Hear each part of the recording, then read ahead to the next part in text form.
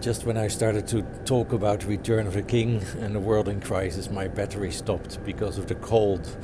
It's freezing cold today. It's 9 degrees below zero, and the world is looking beautiful. It's a beautiful day, and I'm now in the train towards Antwerp. I'm in Belgium, and as I said, I'm going to put posters of my book.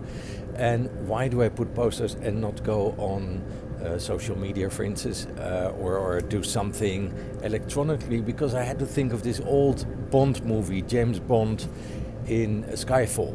And he has this advisor that gives him all these technological things. But Bond says, no, I'm going to do it in the old way. Just with myself, my own muscles, my own brain. And I think somehow there's a message in there. We can use all the new technological stuff, the digital stuff, like I use this video on my mobile phone. But there is something in the old ways of doing, because I am afraid we're getting into a complete digital world. Lately I heard that the game industry, for instance, is one example, the game industry is bigger than the music industry and the movie industry together. What does it tell me? It tells me that there are millions of young men who disappeared in games. They're not playing outside, they're not going into the world, they are disappearing into the game world. And as much as I think it can be fun, this is becoming a phenomenon that is dangerous, because a whole generation of young men live up in a digital world, and they lack connection with other men, with women. So I think there's a big danger that the technological world takes us all over, and this is just one of the big problems in our world today, that instead of a natural world like we see outside with trees and sun, and we create an artificial world with an artificial intelligence. And as long as it supports us, that might be good, but I feel we go into complete wrong direction, because you cannot eat artificial intelligence. You can't breathe that. And we are part of a natural world. Our bodies are part of a biological natural world, and I think that is the main crisis we're in. We created some sort of Frankenstein monster. It's gonna eat us up.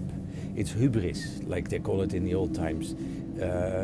Arrogance, human arrogance. That we think we can play for God and we know it better. We can work with viruses and we can create them, and we say, oh, it doesn't matter. It's science, for scientific reasons. We can do anything. Or if it goes wrong here, we all go to Mars. We won't go to Mars. There's no life on Mars, and we can start there something. But that's what I see. That it's men think about this. They are still in their mind game, in the game of the mind, as they think, oh, we can make a rocket and then we create something new.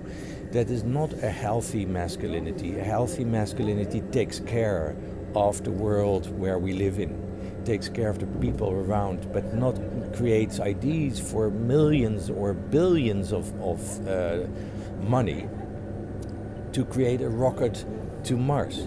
Instead, plant trees for millions and millions of euros or dollars. So there is the choice. We have to make a decision. Which direction do we want to go as humanity? And now I don't want to exclude technology. We don't want to go back to our man cave, and we cannot stop evolution. But it needs to serve us and not become our enemy. And I think that is really the danger of today, that we put all our faith on the experts, the scientists, the virologists, the technological solutions, while we are people with a heart, with emotions, with good things, with bad things. We are imperfect, just like I said in the first movie. We come across all these fears and all these stuff inside, and they are part of us. We need to honor them. It's not a problem that needs to be fixed. I heard about the Chinese who were creating a human being with cells and working on, how do you call it? gene stuffs to create a perfect human being. That's what they're working on at the moment. I think it's ridiculous. Stop it. Because that also takes millions of dollars, and it's a scientific mindset that we become like an Übermensch, like become the perfect human being. It's not going to happen that way. We become perfect by acknowledging who we are, that we are imperfect, that we're human, that we're fragile, and that is fine, that is okay. And with that, we need to step forward. So again, I'd like to invite you to come with me on this adventure for the coming years, because these will be decisive in our human history. How do we proceed?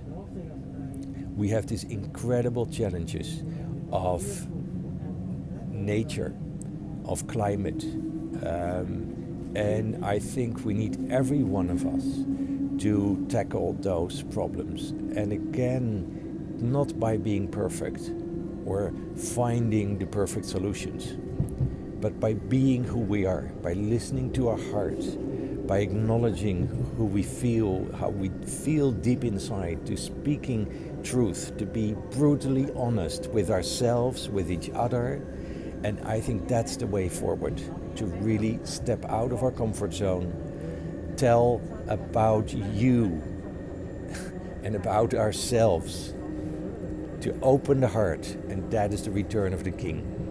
The King is the heart that wants to be acknowledged, that need to be healed. It's not the brain, and it's not the belly with our gut feelings with anger and frustration to let that out, or to only think it out. You can't think ourselves out of the problem. We need to open the heart and speak truth, and that's where we connect and where we will find each other and know what it is that we have to do. See you later.